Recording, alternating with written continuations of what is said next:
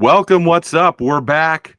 Football is back. How great does it feel to have regular season NFL football games to talk about for the first time in, 8 months? This is the absolute best. It's the You Like That Feels Great Baby podcast. I'm Eric Stenholm here with my co-host Joey Moore. Absolutely insane week one.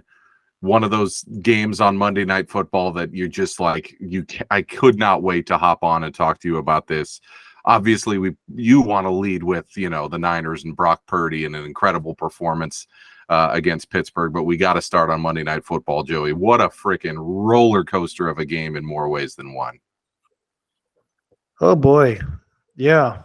What a start to the Monday Night Football schedule. I mean, this game has been hyped up really ever since the trade and then the schedule, is released. But yeah, what a, like you said, roller coaster, absolute roller coaster. If you're a football fan, especially if you're a Jets fan, I don't know how they're feeling today. I really don't know how they're feeling.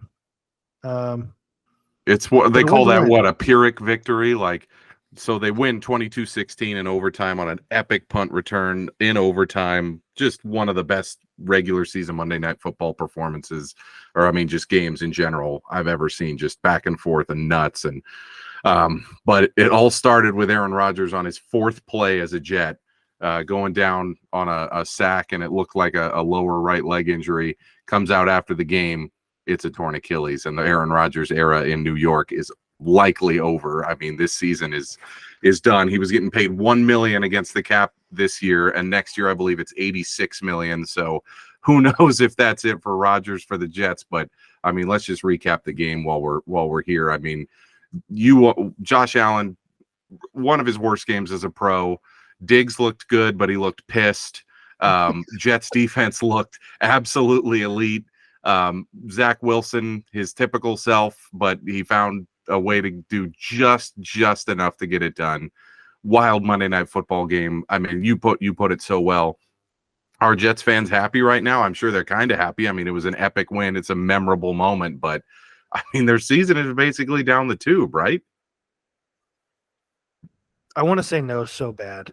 That's one of the best things about football. There's 53 guys on a team for a reason, and I do think that's one of the biggest draws to it is like the guy that punt return. We found, if you watch Hard Knocks, you follow his story. Guy makes the team and then has a moment like this on Monday Night Football against Buffalo. Are you kidding me? That's why we watch. Mm-hmm. And to say more of those moments won't happen because Rodgers isn't gonna be there. Well, he wasn't there today, and look how much fun you had if you're a Jets fan. I mean, yeah, does it suck? Hell yeah, it sucks. I'm not trying to sugarcoat it. It's a big blow to their Super Bowl hopes. I mean, I still think they could make the playoffs. I mean, trade deadline could be weird with so many teams tanking. I mean, what if they do trade for a guy? There's time. It's not like it's not week 10 after the trade deadline and this happens. And as we saw, their defense is elite. Their front four is incredible. Insane. I mean, we saw some defensive performances this weekend. I mean, probably none bigger than Dallas last night, but I mean, that they'll not only keep them in games, they'll win games because of it. And I know Buffalo's offensive line is not the best, and they've never had a great running game, with McDermott and Josh Allen, but yeah. But for the Rodgers thing, I was going to mention, it felt like a news story. It didn't even feel like a sports story when he went down. It felt like oh, we're going to go to Lisa. What do you got? Lisa Salter's on the ground in enemy territory. It's what do you have? And then it's I feel like even if you flipped it to a non-sports channel, it'd have been oh man, hear about Rodgers? It's nope, it's just a guy went down. I don't know. It felt bigger than just a guy, obviously, for many reasons. His first game in New York, but yeah, the speculation is going to go off the chart now on, will they stick with Zach Wilson? I've already seen, rumors of trades for Gardner Minshew or Jameis Winston or whoever's available. I mean, I guess Carson Wentz is still a free agent. There's not a lot of good options out there. I saw Kyler Murray floated. I was like, that's the first one that came to my head. Yeah, I mean, it's insane. I mean, these next few days, you would think the Jets will be like, we will rally around Zach Wilson and we will play good football. But we all saw Zach Wilson. Maybe they'll trade for Trey Lance. I mean, it probably only takes a fifth. So, we'll see.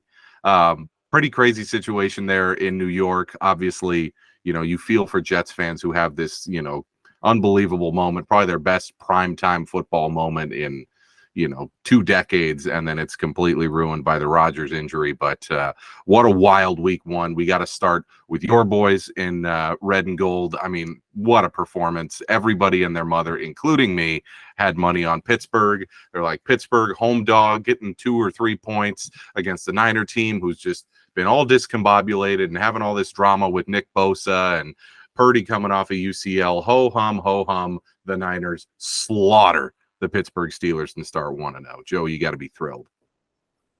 Yeah, I'm not trying to overreact and plan the parade here, because parts of me, in the second quarter when it was 20-0, I'm like, so parade would be Wednesday, third week of February. No, they looked. I mean, it was beyond my expectation, because the Niners under Kyle have started so slow, and like you said, Purdy's injury, you just never know how he's gonna be when there's live bullets. Questions on the offensive line, and it was funny because I had just said out loud, McKivitz has kind of played well, and then he gave up 3 sacks to TJ Watt after that. But he might not play a better edge rusher than him. I know eventually we'll have Myles Garrett when we play Cleveland, but other than a couple very minor things, that's what it's supposed to look like. I mean, everything. Their offense. Right. I mean, if they play well up to their potential, I mean, they I think could have the number 1 offense and the number 1 defense. I mean, I don't think that's going to happen. That's very hard. It probably won't happen. But I mean, they under Purdy, they have scored 30 plus points a game.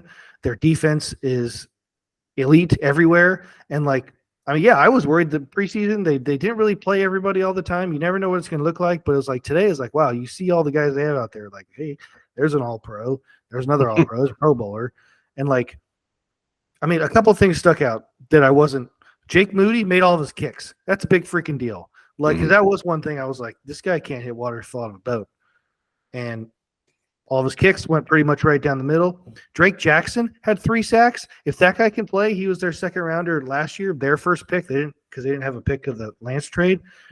He was basically called out of shape by the end of season last year by the coaching staff. And if he continues, at a pretty decent pace, him with Armstead and Hargrave, and then Bosa on the other side, look out.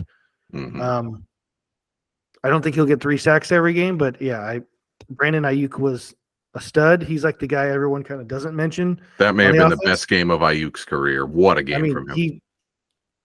He's always open. Christian McCaffrey, I know we talk about the running back market going to the toilet. Boy, I'd pay him what he's worth, $20 million, or if he wanted to raise. But yeah, it's as good as it could have been. They in all phases just dominated them. Yeah, and I'm not souring. I was high on Pittsburgh. Like I said, picked Tomlin to win coach of the. I don't think Pittsburgh's a bad team at all. I think they're a good team. I just think, it's what it looks like when they're all rolling. Yeah, and when they're all healthy is the key. You had Kittle, you had Debo, you had McCaffrey, you had Purdy, you had everyone out there. Trent Williams, all the studs were there. Nick Bosa played, I think, more snaps than people were expecting. The team looked absolutely incredible. The absolute opposite of last year's opener in Chicago in the monsoon. So basically a perfect start for the Niners. For the Vikings, it was not perfect. It was kind of a lethargic performance. I was actually impressed with Brian Flores' defense. We gave up 20 points, but a lot of that was off of turnovers. I believe we only gave up 240 total yards. So it was a very good defensive performance against, albeit a Tampa Bay team led by Baker Mayfield. But what stood out to me was the turnovers. Cousins was not receiving any kind of protection. 2 of the 3 turnovers, I would say, were not his fault. One was right off the receiver's hands, ended up being a pick, and then one was just a blindside blitz where the fullback completely missed his block. Cousins was just got his shit rocked and fumbled it right into the red zone for Tampa. So one of those games that, given that we play the Eagles this week, that hurts because now we're essentially 0-2 before we even play that game on Thursday night. So tough start for the Vikes. I know you caught some of that one. What did you see from the Vikings as an unbiased observer? Because I actually do feel positive about the offense. I just thought, or about the defense, excuse me. I just thought the team as a whole was super sloppy. Well, my first thing is the jerseys look absolutely sweet. Like they're clean. A lot like the Jets tonight. They're really good. Mm-hmm. No, I was a little shocked Minnesota. The turnovers. Yeah, I was shocked they didn't get, a bit more offensive production. I think Tampa's not very good defensively, but like you said, yeah, Minnesota's defense. I mean, they couldn't stop anyone last year, despite winning as many games as they did. So I think even holding Tampa and Baker to 20 points, is pretty solid. But yeah, like you said, I mean, having Philly on a short week in Philly is a big bummer for any team. But especially, I believe last year Minnesota go there week 2 and get throttled on Monday. Well, at least that was Monday night. It was Monday night. I remember, and I was up here in the Bay Area then too. I'm always up in the Bay Area for Dreamforce week, and I was like, hey, I'll get to watch a Monday night football game with my dad, and this will be awesome. And like literally within 15 minutes of that game starting, it was over.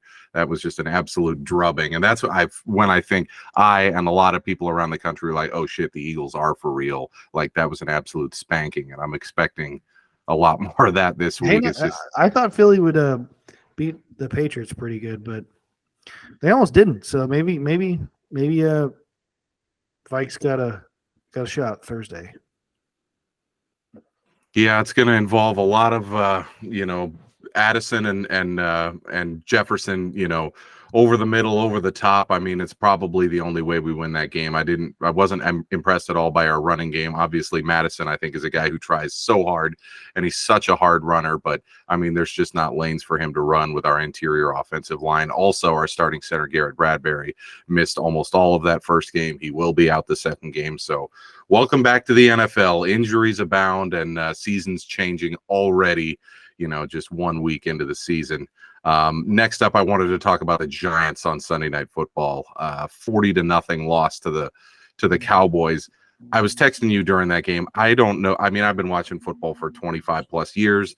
I don't know if I've ever seen a quarterback take a beating like that. Daniel Jones was absolutely pummeled from the first snap of the game to the last, because for whatever reason, they never took him out in a 40-0 loss. He was just battered and beaten by that unbelievable Cowboys defensive line all game long.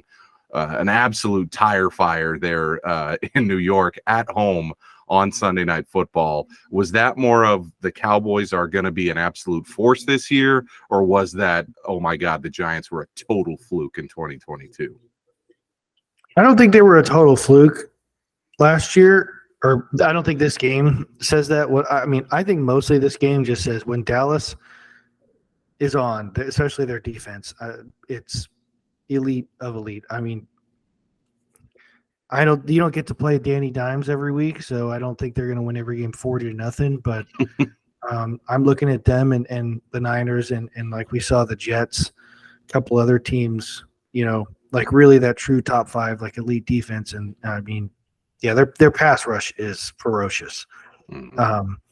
Overwhelmed the Giants' offensive line, which I thought was better than what it showed. But I mean, every one of them got beat many, many times, and just. It goes into like, why did they pay Daniel Jones like $40 million? He's never going to win these games. We tried to say this on the offseason free agency pod. What are you doing giving him 3 years, $130 million? It's just like, don't tell me the reason why you're paying him that much money is because that's just the market.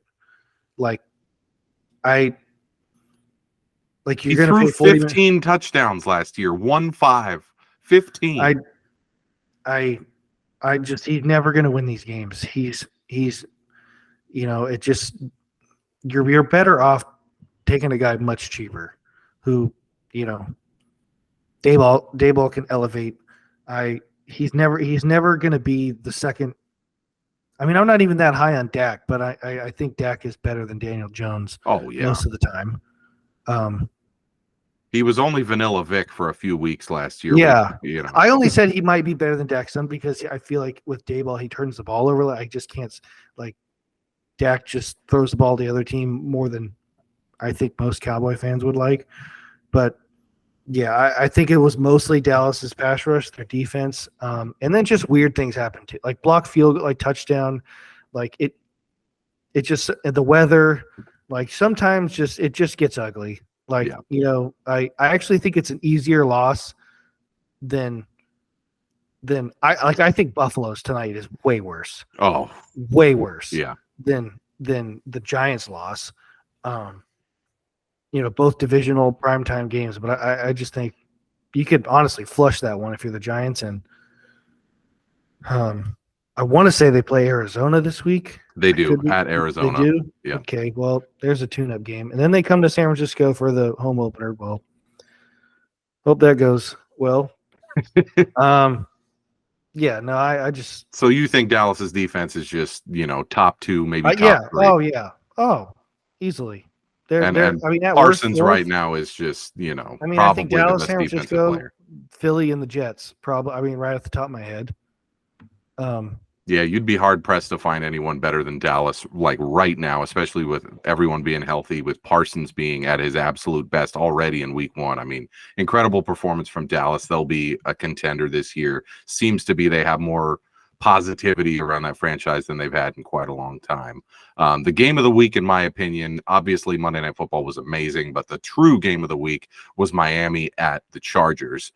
Tua and Tyreek looking like prime Brady and Moss, just nonstop action in that game, nonstop scoring. Tua ended up with over 460 yards. That final drive where he hit Tyreek for, I think, 60 and then hit him again for 6 for the touchdown. It seems like, given the events of the last 2 days, I mean, Miami is definitely a dark horse in the AFC, especially if Tua stays healthy. Buffalo is down. The Jets just lost Rodgers for the year. The Patriots don't look like anything special. The path is cleared for Miami to really take off here. I hope so. I love Mike McDaniel. They're very, very good. I just was never super high on him because I don't think Tua's going to play 16, 17 games. I hope he does. I want, all these teams to be at full strength so we get, the best games. But yeah, he looked incredible. And Tyreek Hill, I mean, again, I don't know. He for someone who puts up the numbers he does, he's talked about like a very gimmicky player. You can make the case he's the best player in the NFL. One of them. Did you see the all 22 cam of the crossing route he did early in the game? He starts on the right side of the field. Or starts on the left side of the field. They call him in motion and then they snap it. And as they call him in motion and snap the ball, he makes his turn around his own offensive line, runs in a straight line for about 20 yards, and then makes a turn to the left. He clears out like 4 different players and runs past all of them and is wide ass open for like a 30-yard catch. Like, no one in the NFL can do that. He's as fast as like Usain Bolt over the middle. Like, how do you possibly defend that? He should be a dark horse MVP candidate. I agree. He's one of the best players in the NFL. I just wish he would get a little bit more recognition because he's clearly elevated himself above a guy like, I think, Devontae Adams at this point. Like, he's an absolute beast. Yeah, it's incredible. His speed, I don't, being a hockey fan, it's very much like Connor McDavid. Like, if it's that saying people say, if he's even, he's leaving. Like, it's not even. Like, you could be ahead, he's gone. Yeah. Like you better start running before he starts running. Like, and just as if you're a defensive coordinator, like I remember going to the Niners Miami game at Levi's last year, just seeing it like every time you're just like, there he goes. Like it takes at least the corner and the safety with him. And it's like, I'm just like, at this point, like, why do you even send a guy to cover him like that way? Like, he's not going to keep up with him. Like, whoever covers him has to run with him. Like, you got to triple cover him. You exactly. You bracket him. That's the only way. You can't you can't cover him. It's like, what's stopping Mike McDaniel for just calling him on a go route like every play? Like, just like your safety better be able to, like, safety is usually 10, 15 yards, like corners there. Like, if you just send him on a go route and you give Tua enough time, like, eventually the corner and safety is going to get tired. And, like, can Tua throw the ball 70 yards, 60 yards? Like, no one's going to. I've never seen the, and then he can run routes. Like, he's not just a 9 route. Like, as soon as you do get that head start, he'll stop on a dime, and it's like the widest open, like 17-yard like curl route, and it's like, it scares everything. Absolute monster week 1. And I mean, I feel like given the events of Thursday where the Chiefs were just kind of a offensive tire fire, you're like, yes, the Chiefs won the Super Bowl last year, but man, you can see how with Tyreek, the Chiefs could maybe be one of the best teams in the history of football, but without him, that's basically the reason they lost the game on Thursday. I'm going to call that game on Thursday between the Chiefs and Lions the Kadarius Toney game. You basically swap out, a league average receiver, whoever, Juju Smith-Schuster even from last year on the Chiefs for Kadarius Toney, and they win that game. I mean, 3 critical drops, including one that led to a pick 6 and one that could have closed out the game there late in the fourth quarter. Pretty freaking unbelievable series of events there. Do you come out of that game, thinking that the Chiefs need to make a trade for a wide receiver? Do you think no reason to panic at all? It's Mahomes. It'll be fine. And also, what did you think of the Lions' performance on Thursday? Well, to start with the Chiefs, I could very much see them making a run at Mike Evans if Mike Evans doesn't, obviously get a deal and he wants to go somewhere. But do I think they need that? No, they need Travis Kelce healthy. Like, I don't, like, again, kind of like McCaffrey's done for the running back position. The tight end's not paid like receivers, but Travis Kelce looked like the MVP of the league on Thursday. I mean, because even Patrick Mahomes looked, I'm not going to say he looked lost, but like, noticed Travis Kelce. Like, I know they signed Chris Jones today, but like their defense only gave up 14 points. Like, because the pick 6, right? 21-20? Yep. Yeah, so like their defense was fine. I mean, the Lions offense is really good. Like, but the Lions defense I know is better, but it's not going to be like a top 5, top 10, maybe top, I don't know. We'll see at the end of the year, but like Chiefs couldn't, part of that because Tony dropped the ball like a few times. Yeah. And if he catches that one on that last drive, like they're in field goal range and gives the kicker a chance, like, so the sky's not falling, I don't think, for Kansas City. But when they do play, I think, better teams that eventually, they're going to make the playoffs. They still, predict them to, the Raiders, didn't watch the Raiders Denver. Like, no one can, like the Chargers, will eventually mess it up. And like they'll still win their division. Kelce will be back, but like, it was a big day for Travis Kelce, I thought, Thursday. Now, the Lions,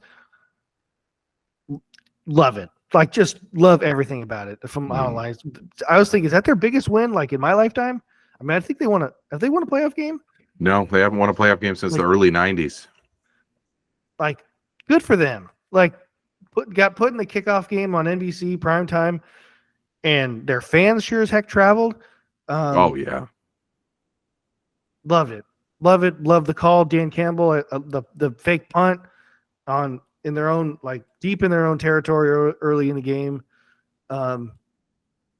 It felt like a continuation of last year's game against the Packers in week 18, where I thought that was going to be really hard to do, to continue that.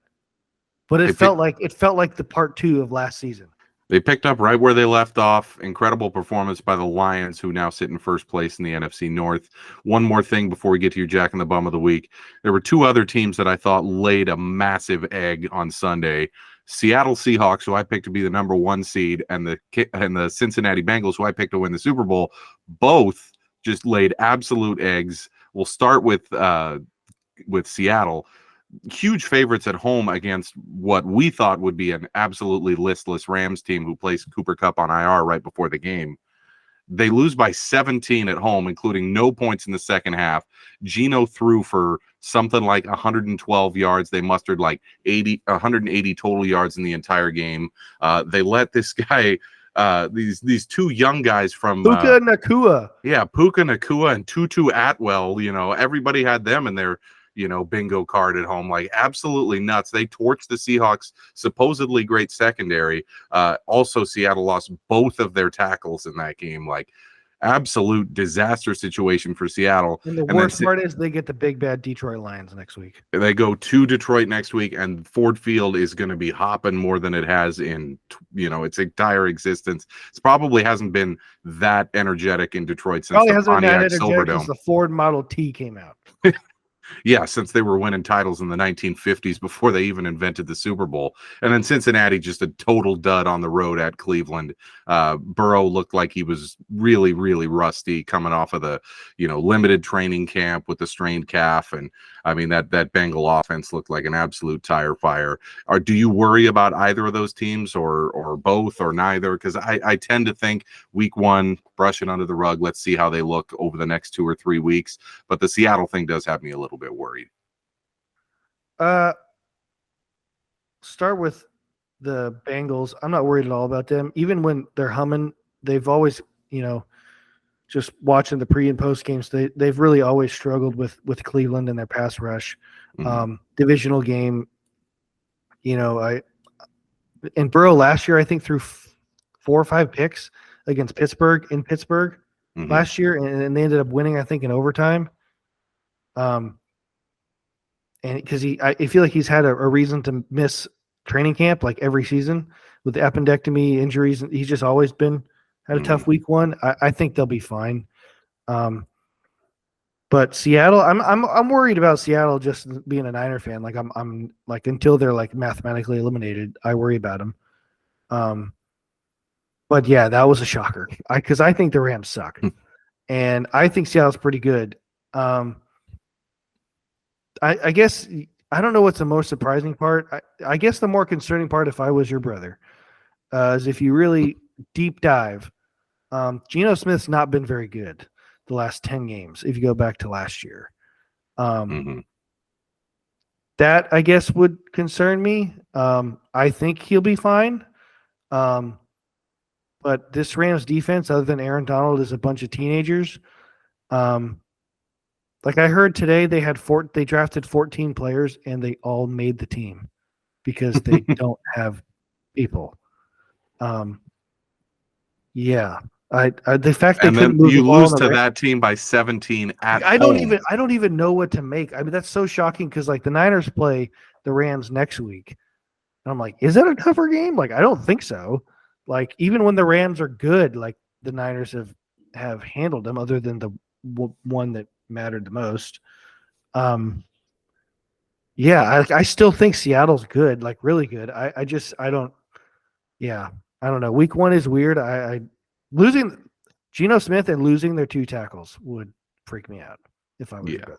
Definitely a worrying situation there. And then I don't think anybody is just rushing to go bet the Rams now after that. I think that was more of just a total Seahawks stud week one. Good coaching performance from Sean McVay for sure with such a weak roster. Obviously, a lot of teams through week one who were a little worried about their future. Let's go over to Joey's Jack and the Bum of the Week. A lot of candidates this week. The aforementioned Kadarius Toney goes first.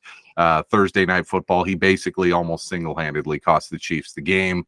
The Giants' offensive line, obviously a candidate when you get your quarterback battered to the tune of 8 sacks and I believe it was like 22 hits. Like Jones was just fighting for his life back there.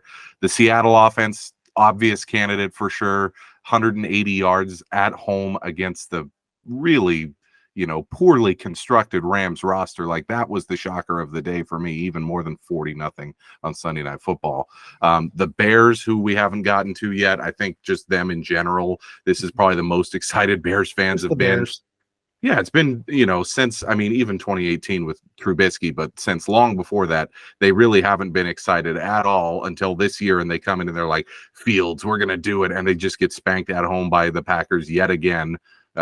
Just a tire fire organization there, and Eberflus probably on the hot seat if he loses again this week. And then Burrow was my last nominee there.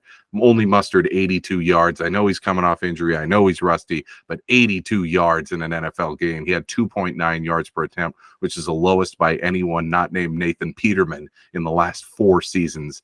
Pretty incredible. But Joey, where are you going for your Jack in the Bum of the Week for week 1 of 2023? I had one in mind until the Monday night game. The only one I could add, I originally had Patrick Peterson because he did some talking midweek. He was like, "I'm going to pick off Brock Purdy," and you see him. He's like, he said the Niners have some, like, they tip their pitches. He's like, the Niners, they have some tells. Like, we'll see what's coming. Now Brandon Ayuk absolutely dog walked Patrick Peterson on Sunday. In fact, including the second touchdown he got. Well, the first one ran a little out, faked the corner, ran the post, on skates. Peterson fell. His ass was on the turf. And the second touchdown, he mossed him. Like, just high point of the ball, got 2 feet in bounds. Hate to see it. But yeah, he had a tough day. Big tough day. But my Jack in the Bum of the Week, Monday Night Football Jack in the Bum of the Week, Josh Allen. Josh, buddy, stop throwing the ball to the other team a lot. Like, 3 times today, plus another fumble, bad fumble. You missed the snap. You fumbled it twice on one play. You look lost without Brian Daboll. I could go Jack in the Bum, their coaching staff on top of it. No Leslie Frazier. The defense played okay, but they played Zach Wilson. So, like, the Buffalo Bills are kind of like, I feel like that's the one pick after 1 week I've kind of nailed. My Jets win the division pick is looking like milk. My Carolina Panthers win the division is looking like butt cheeks. A lot of other things, but in the offseason, like, stuff has just been weird in Buffalo. Like you said, Stephon Diggs looks pissed, like, just all the time. And I said, I texted you, it looks like Josh Allen is throwing him the ball when he's not. Like, he's concerned about his feelings. Like, it's like he does want him around. Like, he's like, well, I need my receiver happy. Like, I'm gonna throw him the ball, and maybe I'm looking too much into it because Diggs has led the league in or been up there at least with catches and targets, and like, so he does throw him the ball a lot. But like, every single time he throws to him and it's not a catch, I'm looking at body language, and it's just Diggs just looks, and it in Minnesota, like, you're just like, when's this powder keg going off? And it's like, Buffalo's, I know they played their front, the Jets front 4, and they probably won't play another one as good as that. Well, they will, because they get them again in Buffalo.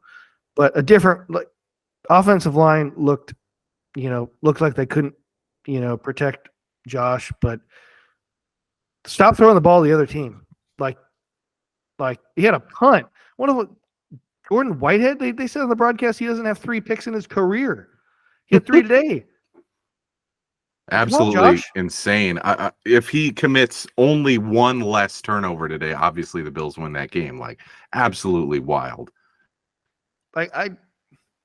It's just like, so many of these guys, it goes back to these guys, and then they get paid. I'm not saying he's got paid and then, like, has mailed it in, by no means, but it's just like, these teams put so much money and assets and everything into these quarterbacks. And, like, if they're not, like, I saw after Burrow got paid, and, like, I think Burrow's clear number 2 in the league. Like, I think he'll be fine.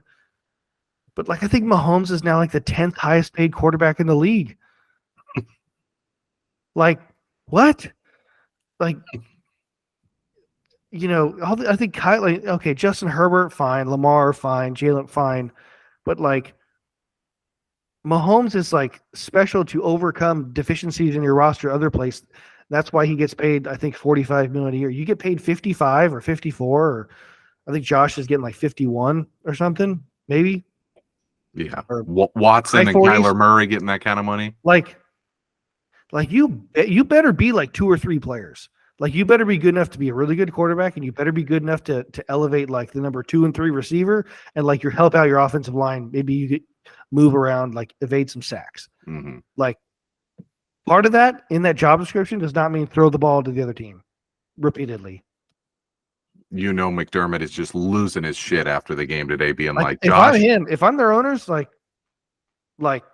it's red flag, like, already. Like, Can't happen. Like Zach Wilson on Monday Night Football? Did we lose? Absolutely nuts. He's like, I'm paying how much for Diggs and Allen? Like to score 16 points? I know the Jets defense is good. I'm not trying to talk out both sides of my mouth, but like he now has a track record, him and Dak. Like, stop throwing the ball to the other team. Josh Allen, Joey's Jack in the Bum of the Week for week 1 of 2023 after that turnover-laden performance on Monday Night Football. It's time for my You Like That picks of the week. Last week, we started off 2-2-1. We got there with Tennessee plus 3.5, Green Bay plus 2.5, which was a slam dunk. Pittsburgh plus 2.5 was a loser. Obviously, that was a loser from the first minute of that game. And the Giants plus 3.5, yet another just horrible pick on my part. But we did get the push with Philly, New England under 45. It hit exactly 45, thanks to that missed 2-point conversion by New England. So we get away unscathed at 500 so far through week 1. Got 5 more picks for you this week.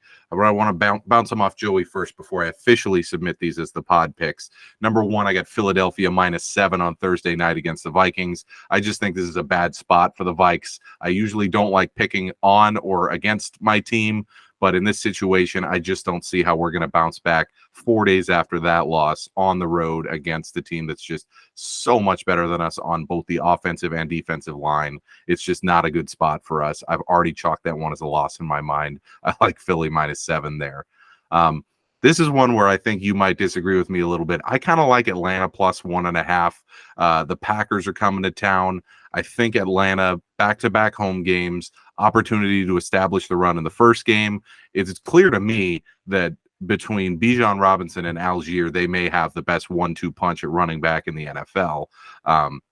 They both look absolutely electric in week 1. I am really sold on Atlanta's running game. I think their defense is going to be okay. And I also think that the Packers stock is higher than it's been, all off season. All of a sudden, after one performance against the Bears, who I think are terrible, their stock goes way up. This game was originally going to be Atlanta -3. It's now Atlanta plus 1.5. So the Packers are favored on the road. I like getting a 1.5 there. Do you buy into Green Bay at this point? Are you okay with that pick?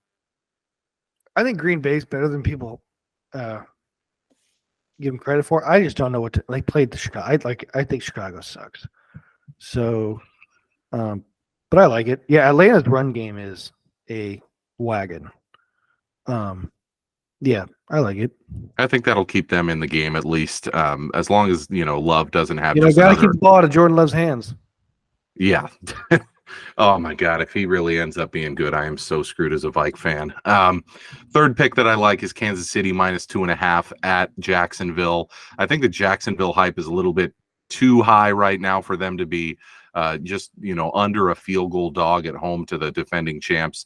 The Chiefs will have more rest. They'll probably have Travis Kelce. Jacksonville, I thought, was extremely lucky not only to win the game against Indy, but to cover. At the end there, it should have been, a 3-point game with Indy trying to do an onside kick, but Richardson got hurt scrambling right near the goal line, and then this horrendous Minshew play when he came in led to them not getting any points on the board. Was not impressed with Jacksonville in week 1. I thought Ridley looked amazing. Thought the rest of the team was just pedestrian and made Anthony Richardson actually look pretty good in his debut as, I believe, the second youngest player to ever start a game in the NFL at quarterback. And then Denver -3 at home against Washington. This is a pure fade of Washington. I don't know if you caught any of that. Fluke is watching that game. I don't know if you caught any of the Washington-Arizona game, which I hope you didn't because it was a shit-ass game. But Washington looked real bad. Like, Arizona obviously is the worst team in the NFL. Oh, you mean to tell me the Sam Howell hype train curb just went off the rails? I really thought that Washington would spank them. I thought they have such a better defense than Arizona that it would be 20-3.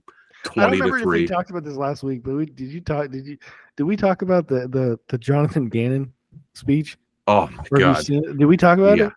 I don't think I remember we did maybe a couple weeks ago when they first showed him talking to the team, but it's like I don't know if we texted about it or we talked about it, but yeah, which one of you guys drove here, and which one of you guys took the bus? Absolutely, I just want killers. Yeah, everybody in that room didn't want to run through a brick wall. They wanted to walk through an open door. That's Jonathan Gannon for you. I mean, absolute tire fire. And they only lost by 4 at Washington, who was 7-point favorites. I thought Howell did not look good in that game. I thought the Washington defense actually looked crappy. To give up 16 at home to a quarterback who I believe just entered the building last week in Josh Dobbs. Crappy performance from Washington. I thought Denver probably should have won the game against Vegas. They just made a couple critical errors. Denver? This game's in Denver, and Denver's only favored by 3. I like Denver there. I like it just because they have to win that game. Oh, they have to. Oh, my God. Sean Payton hot seat 2 weeks in. Like Russ is on the bench if he blows it. Like, that's what's so great about the NFL. I'm like already like next week, I'm like, Denver better win that game. Or else Russ is going to be kissing so many babies and so many high knees on the plane. Same with Chicago, too. They have to win next week at Tampa Bay, or that's just going to be an all-out tire fire in the media. Yeah, I just don't even think they like I think Chicago's in a different class of suck than like if Denver sucks, like it's a story. Like if Chicago sucks, maybe it is a story. Like, wow, they really can't get it together. This is supposed to be like an improvement, Justin Fields. I already, I guess, have made my mind up on Justin Fields and their coach. And like, there's too many good quarterbacks, especially in the Pac-12, coming out in the draft next year that, like, it's a big day for Justin Fields. I don't think it's a big game for the Bears. I think it's a big game for Justin Fields. And then I'm going to round out my top 5 picks of the week with Pittsburgh on Monday Night Football. They're hosting Cleveland, and they're getting 2 points at home. I thought Pittsburgh would be favored by 2.5 in this game. Cleveland is favored by 2 on the road in Pittsburgh. I think this is a pissed-off Steeler team after playing probably the best roster in the NFL in San Francisco last week. I really like Pittsburgh to bounce back, on Monday Night Football against Cleveland. I think Cleveland's win was more a product of Burrow being rusty. By no means did Deshaun Watson look good. That was all the run game and the defense. Like, Watson looked awful. I think he finished with like 115 yards and a pick. He did have a rushing touchdown, but I mean, man, kind of a Pyrrhic victory there for Browns fans, because they go into the game and they're like, all right, let's see what Watson can do after a full offseason. He was awful. Like, yes, Jim Schwartz's defense was great, but I have no confidence in Watson going into Pittsburgh on Monday Night Football week 2 against Tomlin, who's had all this time to prepare. I like Pittsburgh there. I'm taking them again after I took them last week and got absolutely burned.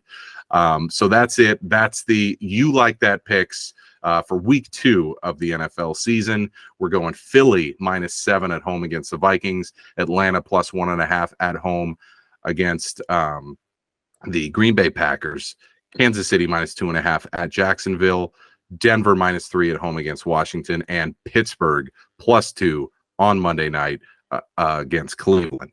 Joey, it's time for your Feels Great Baby, your wildest take you feel best about currently. We've been texting about this one all off season. You're all in on the team up there in Michigan. I think the Detroit Lions are the most rootable, fun team in the NFL. And I don't think it's close. I mean, maybe not if you're like a Vikings fan, like you, like division, not super rooting for the Lions, but like ever since Hard Knocks came out last year, I thought it was one of the best Hard Knocks seasons in a while. And between the GM,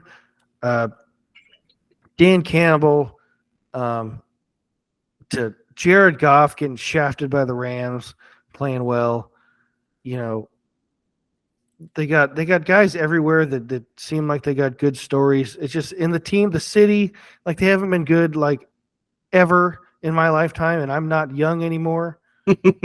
Like, that Thanksgiving morning game used to just be like, oh, who are the Lions getting killed by today? It's like, nope. Like, I mean, shoot, they're on pace to maybe host a playoff game this year if they do win the division. I love them. Mostly Dan Campbell, huge Dan Campbell guy. And do you see Jared Goff's post game interview too on NBC? Like, I didn't see that one. No. Like it was Melissa Stark interviewed him, and I my spidey senses said he had a little BD going, a little BD from Jared Goff. I like to see it. Like they're like he's like tough game like Kansas City, like Super Bowl champs. Like He basically was like, "No, we expect to win. You know, like we're coming here, pissed off. Like see all these wonderful fans that traveled. Like we came in, we expect to win this game. You know, I we're know freaking because Detroit of Lions. I know because of TikTok that Goff's girlfriend or wife is obsessed with the Barbie movie and always calls him Ken. And man, does he look like Ryan Gosling. I'm like, this guy's having a heck of a turnaround because going into last season, it was like, why would the Lions think Goff is the answer to anything? And all of a sudden, everybody's like, hey, wait now. Jared Goff could be starting a playoff game. Could be, one of the better quarterbacks in the NFC. Out of nowhere. Feel good for the guy. Local Novato product, actually making good after the Rams gave up on him. Like, it's all pointing up in Detroit. And even as a Vikings fan, I have to admit it's very hard to root against a guy like Dan Campbell. I really think that's just like an inspirational team. So I like your call there. Like, they've been bad really since like the 1950s. Like, yes, there was a stretch. I was going to say part of the reason why they are a rootable is like because they have been so bad. Like, no, they have not pissed any other fan base off because they don't play in any games that matter.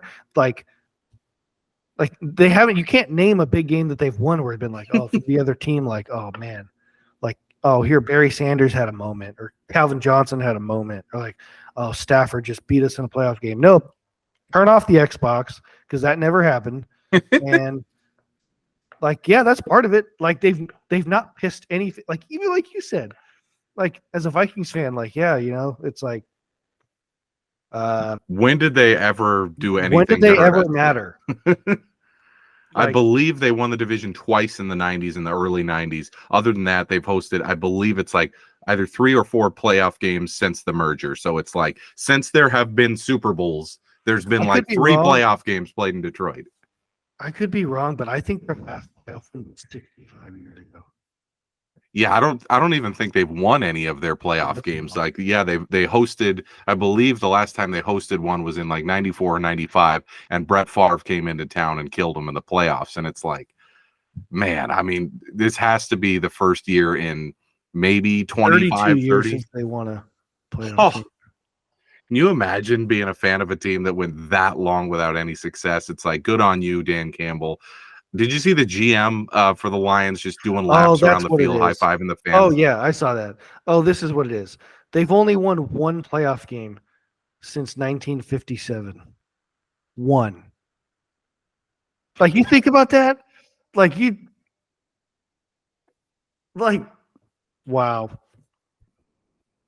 Wow. Yeah, a lot has everyone happened talks since about then. The Dallas Cowboys, like haven't been to NFC Championship, and like some of these like just like even like your Vikings, like unfortunately for you and fellow Vikings fan, they haven't won Super Bowl, but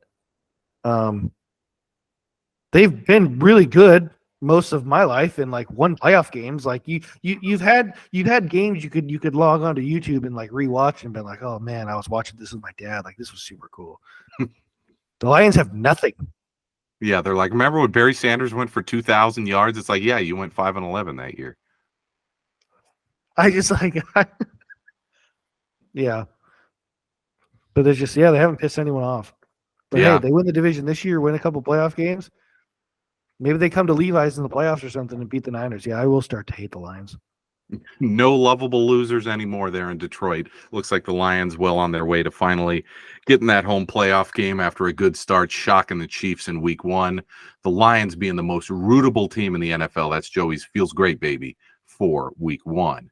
Let's close the pod. I wanted to talk about YouTube TV. This was its big moment in the sun. DirecTV is no more. YouTube TV took over the NFL Sunday Ticket, and it was glorious. You can basically make any combination of 4 or 2 screens on your screen on YouTube TV on an NFL Sunday between the early games and the midday games.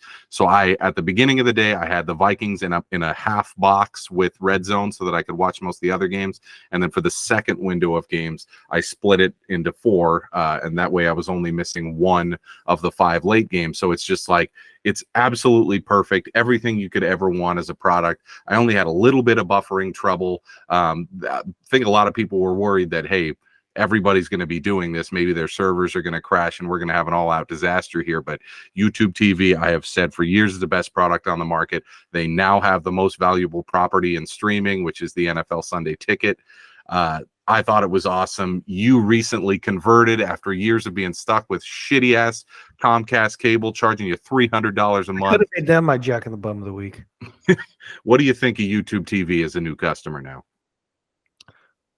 I mean, it's been only one day because I got it today. I didn't have it for Sunday. But my dad's had it, so I've used it there. But it is different having it like all the time at your place. So I'm very interested next week to try out the 2 or 4 screens of games. But yeah, it felt normal. Felt like that was always my biggest fear from going from Comcast to anything else was like, is it less quality? And not really. Not at all. Yeah, Wait till you get to the catch up to live through key plays. It's sick. Say you're out or you're, changing a diaper and you miss the entire first quarter of a game. You literally click on that game on YouTube TV and it says, do you want to join live? Do you want to start from the beginning? Or do you want to catch up through key plays? And that is sick. It'll be like, here are the 15 most important plays, and it plays them in a row with no commercials and catches you right up to live so that you don't miss anything. I'm telling everybody who listens, all 9 people who listen to this podcast, stop what you're doing. Go get YouTube TV. It was an epic debut this weekend for a lot of people who are new to the product. I've been harping on it for years. Say goodbye to cable and DirecTV and their unbelievably high prices and shitty ass customer service. that's the worst part. Like, honestly, I could justify the pay up until this last bill. My last Comcast bill, the one I'm supposed to pay by October, was $321. Oh my God. Disgusting. Yeah. But like even worse than that was like you call to like talk to them. And they're just the biggest dicks ever. Like It's the worst. I hate them. Like next to GameStop people, like they're the worst. Like just, although I will say to be positive is I did have a guy come out a few weeks ago, maybe like a month ago, who like we're having a little bit, and he was nice. The actual human being that came to my house to like check on some wires or something, he was nice. But the people on the other line of the phone for Comcast, like, get better. Be better. Be better, Comcast. Maybe you won't have so many people cutting the cord. Yeah, I saw all these tweets yesterday as I'm going through NFL Sunday, and I mean everybody is just all over it. Like, hey, if you had DirecTV Sunday Ticket, which my parents did for many years. Does your dad have it? Being a Vikings fan in here, he has to have it. That's how we watched the game yesterday together. Was I connected YouTube TV? Yeah, I connected YouTube TV to their smart TV. They still have DirecTV, but they're going to drop it. And I was like, you have to try this. And like everybody's sold. Like it's the best. But if you had old DirecTV Sunday Ticket, they would choose the 4 games in the box. There was like one channel that had the 4 games. And the screen had so much advertising on it that each screen was like, even if you have a big TV. Oh, so that's my other part. How big is like? It covers the whole screen. Like, oh shit.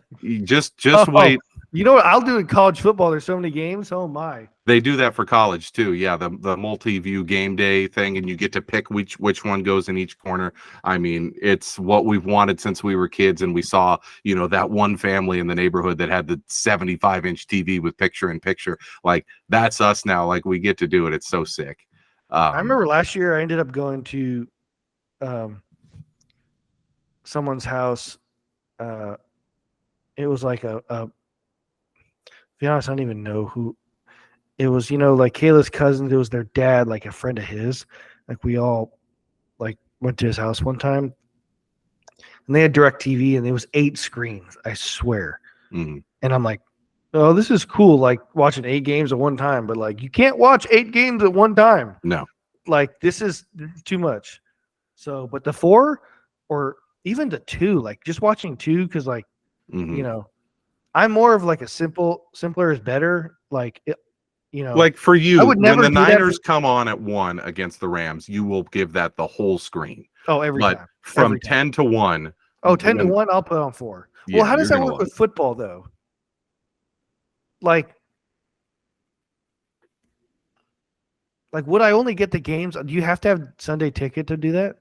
Yes, you have to buy Sunday ticket to do that. I believe you can do the 2 If with I have like to on Fox or CBS at a Fox and time? CBS, you can do that. Oh, But to do okay. the So I 4, you can't do need Sunday 4. ticket. I can only do that for college because I'm probably not going to pay to get Oh, for you have to do it, dude. It's like a one-time payment of $250. Just do it. You know, sell a kidney, do whatever you got to do. Or you can, next time you Maybe. come over, you can watch it. I don't know.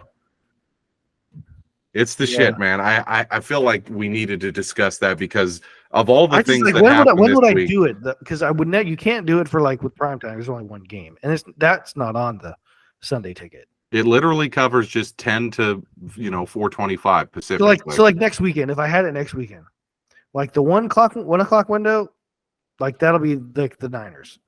So 10 a.m.